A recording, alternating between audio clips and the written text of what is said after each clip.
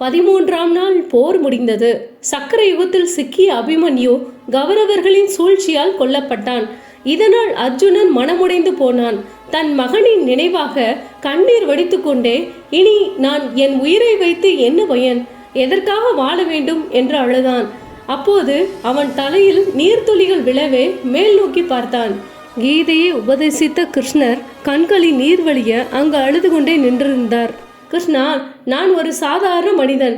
பிறப்பு, இறப்பு, இன்பம், துன்பம் போன்ற உலக நிலைகளிலிருந்து விடுபட முடியாதவன்.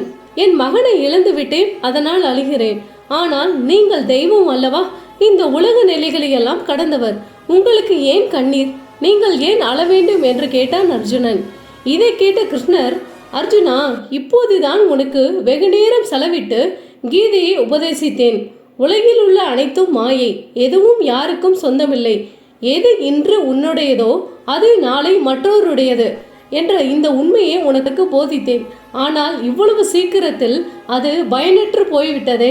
என் வார்த்தைகளையும் போதனைகளையும் நேரடியாக கேட்ட நீயே உடனே மறந்துவிட்டு உன் மகனுக்காக இவ்வளவு கண்ணீர் வடிக்கிறாயே என்று எண்ணும் போது இந்த மனித குலத்தையே எப்படி திருத்துவது என்றுதான் நான் அழுகிறேன் என்றார் கிருஷ்ணர்.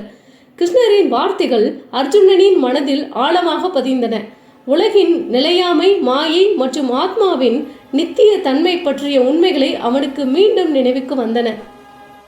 கிருஷ்ணரின் போதனை நமக்கு ஒரு பெரிய பாடத்தை கொடுத்திருக்கிறது.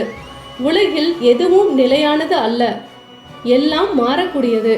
இந்த உண்மையை உணர்ந்து நம் வாழ்க்கையை சமநிலையுடன் எதிர்கொள்ள வேண்டும். மீண்டும் அடுத்த பதிவில் சந்திப்போம். நன்றி, வணக்கம்.